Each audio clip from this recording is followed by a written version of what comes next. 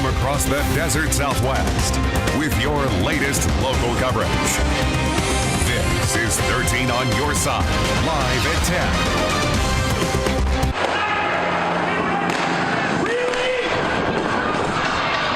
That was the scene in Dallas overnight. Multiple gunshots fired from a high-powered weapon. 11 officers shot, 5 are dead. The most deadly day for U.S. law enforcement since 9/11. Thank you for joining us tonight. I'm Nylander. We're following that situation in Dallas very closely. What we know so far at this hour, the suspect is 25-year-old Micah Xavier Johnson of Mesquite, Texas. He was an Army reservist.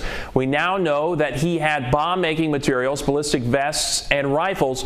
He served as a U.S. Army reservist, and he was deployed to Afghanistan back in November 2013 to 2014. Officials say there are no links to a terror group, and they believe he acted alone. Police say they used a bomb squad robot to take him down. We also know that there were initially 3 other suspects that police thought were involved in that shooting, but that was due to many protesters being armed for the rally, who then scattered after shots were fired. Officials have now announced all 3 of them have been questioned and released. In addition to the injured officers, 2 civilians were hurt. We do not know their condition at this time. Tonight, we're learning more about the man who police say did all of the shooting and are getting a better idea of the events that transpired. CBS's Daniel Nottingham has the latest from Dallas tonight. People in Dallas are trying to understand why an apparent lone gunman murdered 5 of their police officers and injured 7 more. Thursday night's shooting came as hundreds of people peacefully marched to protest the police shootings of 2 black men in Louisiana and Minnesota. The crowd fled in terror as the shots rang out. Police identified the gunman as 25-year-old Micah Xavier Johnson, a loner and former Army reservist who did 1 tour of duty in Afghanistan. Officials say he wore body armor and was armed with an SKS semi-automatic assault rifle and a handgun. The police chief says Johnson told officers he acted alone as they negotiated with him during an hours-long standoff in a parking garage. The suspect said he was upset at white people. The suspect stated he wanted to kill white people, especially white officers. Police killed Johnson with a robot-delivered bomb when talks failed. A search of his house revealed bomb-making materials, rifles and ammunition, bulletproof vests, and a personal journal of combat techniques. Officials here in Dallas voiced a sense of relief when they determined that only 1 person was responsible for the chaos. We believe now that the city is safe and the suspect is dead, and we can move on to healing. An honor guard escorted the hearse that carried the body of a slain police officer to a local funeral home. Texas Governor Greg Abbott urged Texans to unite over the tragedy. Danielle Nottingham, CBS News, Dallas. President Obama has called the shootings, quote, vicious, calculated, and despicable. He's cutting short his European trip and will visit Dallas early next week. Take a look at this photo. You may remember this guy as being one of the suspects last night after the Dallas Police Department sent out a tweet to keep an eye out for him. Well, his name is Corey Hughes, and he's not a suspect in this case. He turned himself in at the time, and the Dallas Police Department has come out now saying he was not involved in the shooting. Hughes is speaking out tonight about being a mistaken suspect. It was hours after the shooting. I received a telephone call that my photo was on the media as well as social media. And I assumed that it was just because I was in the background of one of my brother's interviews. But when they told me that I was a suspect, it was mind-blowing. I was scared, fearful for my life. I had different types of emotions running through me at that point in time. Thousands of protesters took to the streets of downtown Atlanta tonight in a march for justice. The group began outside of the National Civil and Human Rights Museum near Sentinel Olympic Park. The NAACP planned the march following the police shootings of Alton Sterling in Baton Rouge, Louisiana, and Philando Castile in Minnesota. Ahead of the gathering, the NAACP called for a peaceful demonstration. Atlanta Mayor Kasim Reed is in the middle of it all. He told local news stations there that he wants to make sure the protesters are safe as they practice their First Amendment rights. Reed says as long as the protests remain peaceful, he will let them continue. Done. I'm tired of being scared. Y'all tired of being scared. I'm tired to being scared for my husband to leave. Protests have broken out in Phoenix today. The rally is to speak out against those recent officer-involved shootings we mentioned in Louisiana and the one in Minnesota. It appears there are a few hundred people gathered outside of City Hall in Phoenix. The crowd can be heard chanting the words, "Black Lives Matter." There is a police presence in that area, but it's unclear at this time if there have been any arrests. And there are reports of another officer-involved shooting, this time in Phoenix. It all happened at a Walgreens at 16th Street and Thomas Road in Phoenix. Police officials say that one person was injured. We do not know their condition, the circumstances of that shooting, but officials did say no officers were injured in that case. The details are very limited at this time, but we'll make sure to update you with more information as soon as we receive it. The Yuma Police Department is reacting to the Dallas shooting and paying their respects. A YPD captain says the shooting of police officers in Dallas has left him speechless, angry, and concerned. The Yuma Police Department is changing things up to prevent something like this from happening in our area. According to police officers, they will be heavily monitoring social media to try and catch any security threats. Officers say that they're also taking precautions out on the field.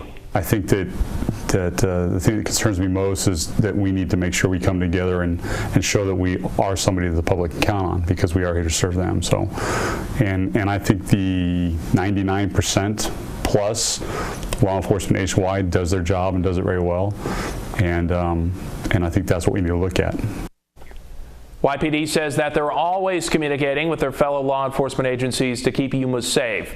And the Yuma County Sheriff's Office is reacting to the tragic shootings in Dallas. On Facebook, the Sheriff's Office posted, quote, "On behalf of the Yuma County Sheriff's Office, our deepest condolences to the family, friends, and co-workers of the fallen Dallas police officers and the Dallas area rapid transit officer. May God bless you and keep you safe during this difficult time."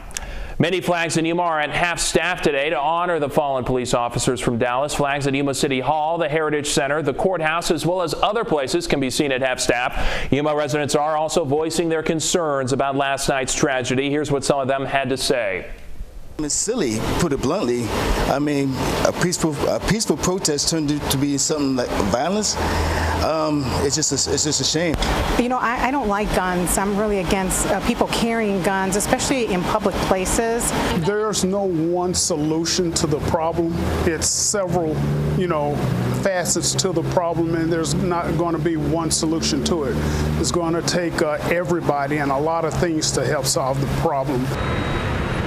The flags will continue to be at half-staff at least through the weekend. And we'll continue following this tragic situation out of Dallas very closely, and we'll update you with any new information that comes out as soon as we receive it.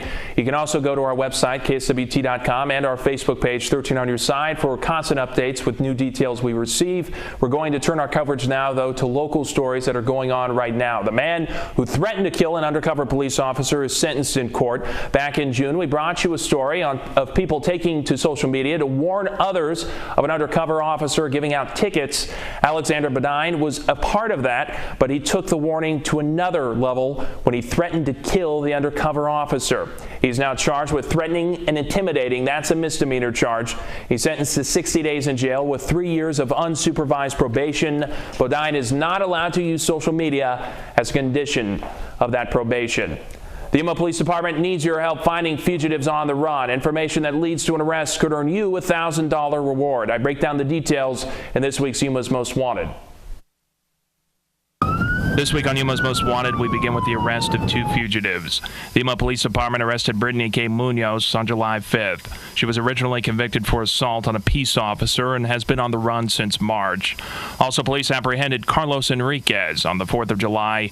He was convicted for theft of a means of transportation and has been on the run for several weeks. But this week, we have a new list of Yuma's Most Wanted fugitives. April Bridget Barker was convicted of theft of a credit card and 2 other counts of theft. She's a 45-year-old Caucasian woman, 5'10", 140 pounds, with brown hair and blue eyes.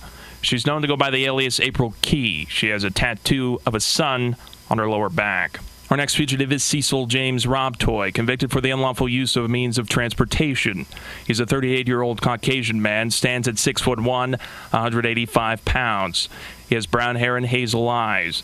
He may go by the alias Cecil James Rash or Trevine L. Johnson. He has a star tattooed on his left ring finger, a footprint on his left arm, and a tattoo of praying hands on his right arm. Be on the lookout for Isaac Jonathan Garcia, convicted for aggravated robbery. He's a 20-year-old Hispanic man, stands at 5'7", 140 pounds, with brown hair and brown eyes. He may go by the alias Sergio. Our final fugitive is Javier Lopez Coronado, convicted for the use of a dangerous drug. He's a 25-year-old Hispanic man, stands at 5'11", 165 pounds, with black hair and brown eyes. He may go by the alias Javier Lopez Cordova. If you know anything about these fugitives, immediately contact the Yuma Police Department or 78 Crime. Information leading to an arrest could earn you a $1,000 reward. You can watch Yuma's Most Wanted every Friday only on 13 on Your Side at 10. For a list of all the fugitives we featured for you tonight, you can go visit our website, kswt.com. Yuma police are asking residents to be extra cautious when they hear a knock on their door late at night. This is following 2 armed robberies in Yuma where suspects forced their way inside after the victims answered their door. 13 on Your Side reporter Chase Golightly spoke to the police about this to see if there's a connection between these 2 cases. Chase, what can you tell us this hour? Course, police are still investigating the 2 armed robberies that happened earlier this week. As of now, police say the 2 incidents are not connected, but both suspects are still at large. The first armed robbery happened Sunday night around 11 near 10th Avenue and 11th Street when 2 suspects carrying a handgun knocked on a resident's door and forced themselves inside when they answered. They heard their doorbell ring when one of the residents of the house went and opened the front door. The 2 Hispanic males were standing there. They had a handgun. They forced their way in. The victims were held at gunpoint while the suspects stole items from the home and fled the scene in a victim's car. 1 suspect was arrested and some items were returned. 1 suspect was found in the area, Carlos Enriquez, 26-year-old. He was taken into custody, later booked into the Yuma County Detention Center. We still have 1 suspect that is outstanding. The second armed robbery was Wednesday morning around 3:30 when the same thing happened. 3 suspects knocked on someone's door and charged in when they answered. One of the suspects was carrying a knife. They assaulted the victim. They bound them up. They took items from inside the apartment, and then they fled the area, leaving the victim bound. At approximately 4:40 a.m., a friend of his came by, found the victim, and called the police department. The victim suffered non-life-threatening injuries and was taken to the hospital to be treated. Police say both incidents could have easily been avoided. Please use caution and good judgment when you're answering the door. If you're not expecting anybody, if it's late at night or an odd time of the day, please use extreme caution when you're answering the door. We don't want to see anybody else get hurt. Police are still searching for the 4 suspects. If you have any information in either case, you're encouraged to contact the Yuma Police Department. Reporting live for 13 on Your Side, I'm Chase Golightly. Live from across the desert Southwest, this is 13 on Your Side. Chief Meteorologist Nick Maruziak, TGIF. That's right, it's Friday. It snuck up on me, and it's not too often that I get to say Friday snuck up on me, but hey, you know what? This past week, we've seen dry air, decent temperatures, well, at least for July, and certainly we've seen a lot of sunshine. It doesn't look like that pattern's going to change anytime soon. We'll talk about the rest of your week coming up in your 7-day forecast. Right now, though, let's send it back to Chorus. Thank you, Nick. A Yuma man has been missing since June 25th. Tonight, his family's asking for the community's continued support in finding him. Garna Mejia reports. John Burkett has been missing for almost 2 weeks. Authorities say they've spent more than 150 hours searching for him. His family's now asking the community to not give up hope. Nothing really panned out. We just kept searching and searching. And John Burkett was last heard from the morning of June 25th when he was on his way to work. His family is desperate for news of him. Send us a sign, John. We're looking for you. We want to find you. And if there is a problem here, there's a crime here or something, we want to know. Authorities say they're exhausting all resources and they're working with other law enforcement agencies. We did ask our counterparts on the federal side to look into the crossings, border crossings, the checkpoints. We've also been tracking cell phones, trying to see if we can get some kind of information, and unfortunately we have not. A group dedicated to sharing information is set up on Facebook. Posts include prayers for John, tips, even speculation as to his whereabouts. Some question whether his disappearance is drug-related, but his family says that's not like him. He spent days trying to show people that you don't have to live that way, that you don't have to let drug abuse take over your life. That would have never even occurred to him to go back to that, ever. Burkett's wife wants to make up for the birthday that he missed on July 6th when he turned 56 years old. I need him back. You don't get chances like that in life very often. Anyone with information is asked to contact authorities or by calling 78 Crime. Reporting from the Yuma County Sheriff's Office, I'm Gardner Mejia. A man is dead tonight after a motorcycle accident in the Imperial Valley. Late last night, 26-year-old Andrew Castillo of El Centro lost control of his motorcycle on a curve near Erskine Road in Sealy. Imperial County deputies found the motorcycle a short time later and pronounced Castillo dead at the scene. His next of kin has been notified, and the autopsy is set for Tuesday. CHP is investigating that case. An El Centro man was hospitalized last night after he was shot in the leg. Police responded to the call, but not much is known as to why the shooting happened or who shot this person. Imperial Valley reporter Nico Payne explains. The neighborhood in El Centro seemed quiet Friday, but it was a different scene Thursday night as authorities responded to a call of a victim with a gunshot wound. After 10 o'clock last night, the officers responded to the area of 2nd and Orange in reference to a possible victim of a gunshot wound. They did contact a person at that location who appeared to have a single gunshot wound to one of his legs. A witness who did not want to speak on camera says they airlifted the wounded man from Starkfield Park. Officials say he was flown to Desert Regional Medical Center and released sometime Friday morning. He does not appear to be a self-inflicted gunshot wound. He appears to be a victim of a shooting at this point. Officers conducted an initial investigation on scene. There was an indication that some shell casings were found in an alley nearby. Based upon that, the initial investigation has no additional information that we'd be willing to release at this point.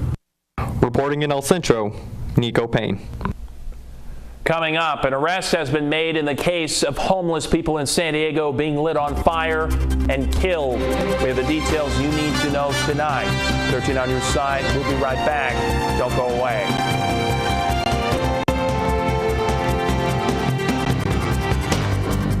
Live from across the desert Southwest, this is 13 on your side. Welcome back. Police say a man is behind bars in connection with a string of attacks on homeless people in San Diego. The suspect is expected to be booked on 2 counts of murder and 2 counts of attempted murder. Police did not provide information regarding a motive for the attacks. John Soderman reports tonight. This is 36-year-old Anthony Padgett. On Thursday morning, San Diego police homicide detectives arrested him in connection with a chilling spasm of attacks on San Diego's homeless community while they slept, where over a 4-day period, 2 homeless men were beaten to death, 2 others left clinging to life, 2 of the 4 set on fire. According to a Chula Vista newspaper, Padgett was sentenced to state prison 6 years ago for setting a homeless man on fire near a Food for Less store in Chula Vista. On Padgett's Facebook page, he posted a photo of a document stating he'd been released from prison. San Diego police say Padgett was arrested in Chula Vista near the intersection of Woodlawn and H Streets. Before the news of Padgett's arrest, when this surveillance photo was released, a photo showing a man leaving a convenience store after buying a gasoline can hours before the first homeless victim was set on fire, a serial killer profiler told a local radio station whoever the killer was had an internal rage against homeless men that was almost volcanic, especially with 2 of the homeless men being set on fire after being severely beaten. But as big of a deal, the news of this arrest is San Diego police hardly spiked the football on this one, saying a lot of investigative work still needs to be done. We still have witnesses that we need to interview and locate. We still have evidence that needs to be processed in the crime lab, and this all takes time, and we'll be doing that around the clock. This arrest comes with our main priority, protecting the public. And as we've always said in this investigation, public safety is our #1 priority. A priority indeed, especially days before the nation and world will watch the All-Star game at Petco Park. It would not be a good thing for the alleged killer of San Diego homeless men to still be on the loose before the first pitch is thrown. The official results for the Imperial County primary elections are in, and the only surprise is an increase in voter turnout compared to the previous election. The Imperial County Register of Voters office provided the election results from the June 7th primary election. There was no change to the candidates announced as winners on election night, but there was an 8% increase in voter turnout on this election.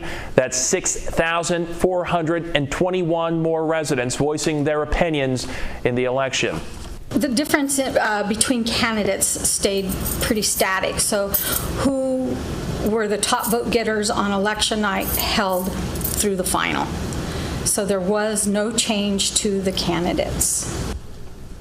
The certified election results can be viewed online at the Imperial County Register of Voters webpage. Don't go away. We'll be right back with a look at your full forecast for your weekend ahead. Don't go away. 13 on your side will return in just a moment.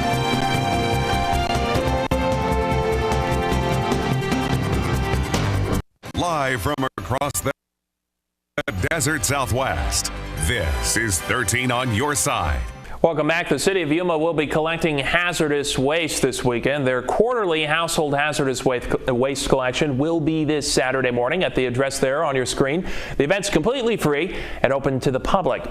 You're encouraged to bring unwanted batteries, paint, light bulbs, chemical fluids, and any other items. The goal is to not dispose of hazardous material in landfills or drains to protect the environment.